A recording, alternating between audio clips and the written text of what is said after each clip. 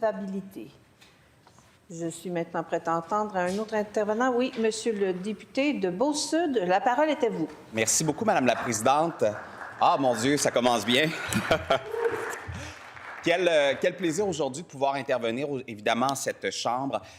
Pour spécifier, nous sommes mardi, il est 11h36. Je ne sais pas ce que Donald Trump va faire dans les prochaines heures. Alors, si des gens écoutent cette intervention dans les prochains jours, sachez que nous sommes mardi, 11h36, et qu'il y a bien des éléments qui pourraient évoluer au cours des prochaines heures. Aujourd'hui, évidemment, on parlera du budget, on parlera de ma région, la Beauce. On parlera du bilan, de nos réalisations, du portefeuille, des choix que les Québécois auront à faire dans les prochaines semaines, dans les prochains mois, évidemment. Et nous pourrons également aborder différentes sphères qui touchent notre société. Commençons par le budget qui a été déposé la semaine dernière. Les titres ont été assez durs, assez sévères, 13 milliards de déficit. Et c'est comme ça qu'on a présenté le budget aux Québécois. Il faut le mettre un peu dans son contexte, Madame la Présidente. Le Québec fait face présentement à une croissance de la population qui est énorme, qui est fort importante et qui fait en sorte, évidemment, que ça a mis une pression sur les services publics à la population, il faut le mentionner, notamment lorsqu'on parle de demandeurs d'asile, notamment lorsqu'on parle d'immigration. Et il ne serait pas honnête de le mentionner que ça n'a pas eu une pression notamment sur le réseau de la santé, sur le réseau de l'éducation, sur les places en service de garde. Même chez nous, en Beauce, où on a eu une augmentation importante de demandeurs d'asile, j'en ai à toutes les semaines dans mon bureau. Ça met une pression également sur nos services publics et ça, il faut le mentionner. Les autres gouvernements n'ont pas eu cette croissance de population-là lorsque l'on dit qu'on est passé à plus de 600 000 demandeurs d'asile dans les dernières années au Québec, dans tout notre processus d'immigration. Ça a mis une pression sur nos finances publiques. L'inflation, ça a aussi eu un impact, Madame la Présidente, l'évasion de l'Ukraine par la Russie. L'inflation, ça a aussi touché nos gouvernements lorsqu'on est parti en appel d'offres. Moi, je me souviens du complexe multisport à Saint-Georges qui a été réalisé par notre gouvernement lorsqu'on est parti en appel d'offres, où on était 12-13 millions au-dessus que nous l'avions cru. Eh bien, on a été au rendez-vous de notre gouvernement pour on a couvert les dépassements de coûts. Je me souviens d'un ministre de l'Éducation, un ancien ministre de l'Éducation qui était avec nous aujourd'hui, qui a dit on ne peut pas arrêter nos projets d'école au Québec parce qu'on vit de l'inflation. Imaginez si notre gouvernement aurait mis sur pause les projets d'école dans les dernières années à cause de l'inflation. Ben non, on les a réalisés quand même, Madame la Présidente. Ça fait partie du cadre budgétaire actuel. Est-ce qu'on aurait voulu qu'on mette les CPE sur pause, Madame la Présidente? Parce que chez nous, d'ailleurs, j'en inaugure un autre vendredi sur lequel on a travaillé très fort à Notre-Dame-des-Pins. Est-ce qu'on aurait voulu, Madame la Présidente, dire très clairement, on n'en fera plus de CPE au Québec, ça coûte trop cher, on les financera plus, on va mettre un moratoire sur les places en service de garde? Ben non, Madame la Présidente, il fallait continuer, il fallait faire le rattrapage des libéraux et des péquistes. Alors c'est sûr, Madame la Présidente, que ça coûte des sous. Évidemment que la pandémie, la COVID-19, 2020, 2021, 2022, le temps supplémentaire, les coûts que ça a coûté au gouvernement du Québec, ça s'est passé dans les 7 dernières années. Les feux de forêt, les inondations records, ça a mis une pression sur nos finances publiques. Et maintenant, nous avons une crise existentielle, les tarifs, où il faut se faire une réserve, Madame la Présidente, face à ce qui se passe avec Donald Trump. Alors, méfiez-vous des gens qui vont vous arriver avec des solutions magiques, qui vont être sur Facebook à longueur de journée pour dire que le gouvernement n'est pas bon, puis que leur budget n'est pas bon, puis qu'ils ne savent pas compter, quand ils ne font pas face aux défis pour lesquels l'État québécois doit faire face aujourd'hui, qui sont des défis modernes, qui sont des défis nouveaux, qui n'existaient pas sous les précédents gouvernements libéraux, soit dit en passant.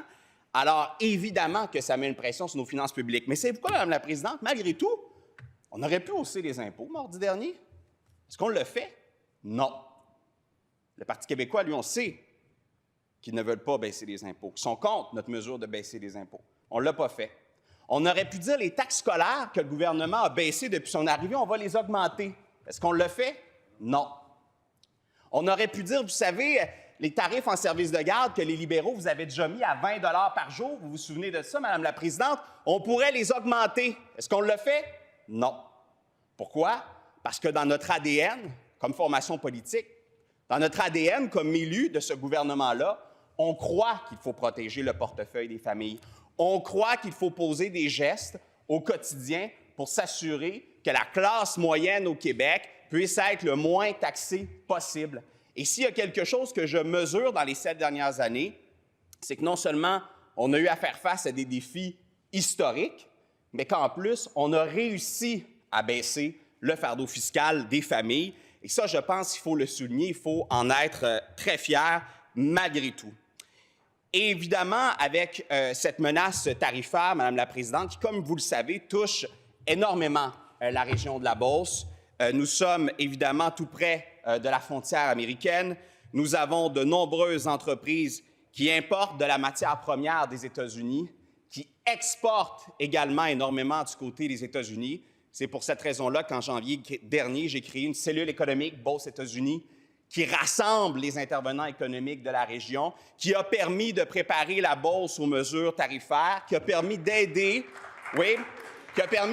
notre gouvernement à élaborer des programmes d'aide, de l'aide responsable, Madame la Présidente, parce qu'on ne croit pas qu'avec l'argent des Québécois, il faut aller avec des subventions à tout rompre. On y va avec des prêts qui sont responsables, qui sont ciblés et qui viennent aider nos entreprises qui sont impactées par les tarifs. Et déjà, Madame la Présidente, hier, j'étais sur le terrain, évidemment, comme tous les députés, et j'étais dans une entreprise de chez nous impactée par les tarifs acier aluminium. Et il me dit, Samuel, j'ai eu 25 000 de tarifs, c'est la dernière facture. Je ne peux pas vivre ça chaque jour. Je vais devoir prendre des décisions. J'étais encore avec des entreprises dans le domaine du bois dans les derniers jours qui me disaient « je suis impacté par les contre-tarifs du gouvernement fédéral ». Et le premier ministre du Québec a très clairement indiqué au premier ministre du Canada, lors des récentes réunions, que les contre-tarifs étaient un enjeu pour les entreprises du Québec. Oui, on croit à une réponse, mais il faut se faire le moins mal possible. Et c'est pour cette raison-là que le gouvernement du Québec est forcé à mettre des sous de côté dans ce budget-là, qui est inclus, évidemment, dans le déficit pour se dire qu'il faut protéger nos parcs industriels, il faut faire face aux aléas de l'administration américaine et de Donald Trump, et il faut être prêt pour protéger nos emplois et notre économie. Et parlant de la Beauce, Madame la Présidente, la semaine dernière, Desjardins, une institution indépendante, vous comprendrez, qui disait, dans une étude dont je vous dis le nom, l'incidence des tarifs américains sur les régions du Québec. Parce que d'abord et avant tout, nous sommes des régionalistes, des nationalistes, mais des régionalistes. Et on disait, je cite à la page 4 de l'étude, dans la région de Chaudière-Appalaches, et plus particulièrement en Beauce, où se retrouve principalement son industrie manufacturière, le secteur de la fabrication représente plus de 30 du PIB, soit la proportion la plus élevée à travers le Québec. C'est chez nous, ça, Madame la Présidente. Ce sont près de 65 des entreprises en Beauce qui exportent directement vers les États-Unis, ce qui la place en situation précaire quant à sa dépendance face à la consommation américaine. Les deux régions sont aussi actives dans la fabrication de bois, de produits métalliques, deux sous-secteurs exposés aux tarifs douaniers. Pour l'autre région, on faisait référence à l'Abitibi-Témiscamingue, dont il y a certaines similarités.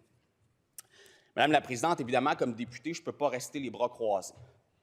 Il y a des gens qui décident de ne pas parler des tarifs de Donald Trump. Pour eux, ça va passer, ça n'existe pas, on va s'en sortir. Mais ce n'est pas vrai. À tous les jours en Beauce, on a des entrepreneurs qui doivent prendre des décisions difficiles, que ce soit le temps partagé, un programme créé par le gouvernement fédéral qui fait en sorte qu'on est capable, pendant un certain temps, de conserver nos employés dans l'entreprise et sur notre masse salariale.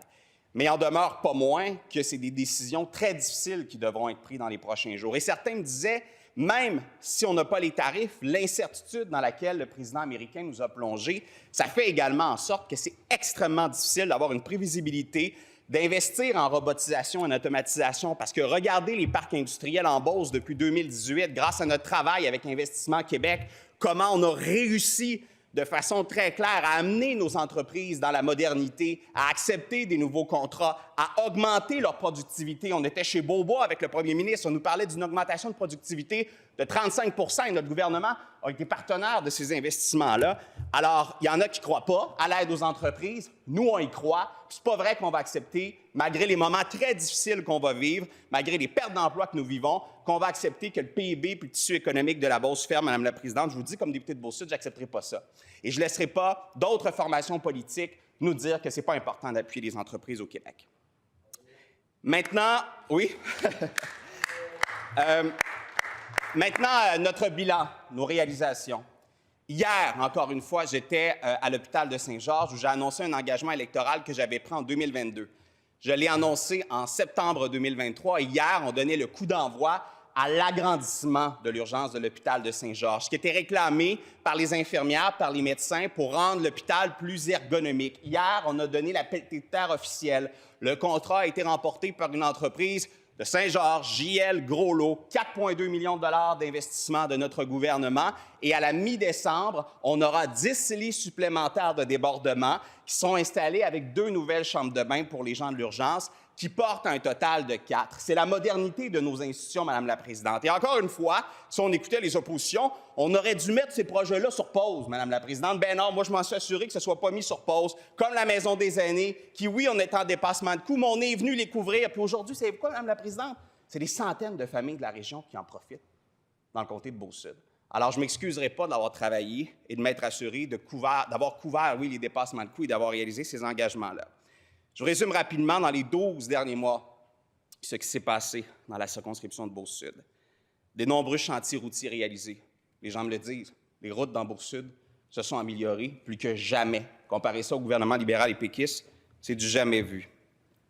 On a démarré la première technique policière en Beauce, au cégep Beauce-Appalaches. Je suis allé les rencontrer, une 50aine d'élèves. Ça permet la pérennité du financement de notre cégep. On a inauguré la nouvelle piste d'athlétisme et de nouveaux plateaux sportifs à la polyvalente Saint-Georges. Ça a permis, notamment avec le complexe multisport, d'avoir les Jeux du Québec en 2027 dans la région. C'est venu bonifier notre dossier de candidature et je peux vous dire qu'on en est extrêmement fiers. Le gouvernement, notre gouvernement, a évidemment été au rendez-vous. On a inauguré le CPE à la Guadeloupe, agrandissement 29 nouvelles places. Saint-Honoré, 21 nouvelles places. Et je serai à Notre-Dame-des-Pins dans les prochains jours, comme je vous le disais, pour 58 nouvelles places. C'est majeur. C'est majeur pour la Beauce. On va faire le premier CPE préfab, Madame la Présidente, remporté encore une fois par une entreprise de la Beauce. C'est ça, faire rouler notre économie. C'est le gouvernement qui investit dans la région et ça retourne à nos entreprises. 52 nouvelles places à venir à Saint-Prosper.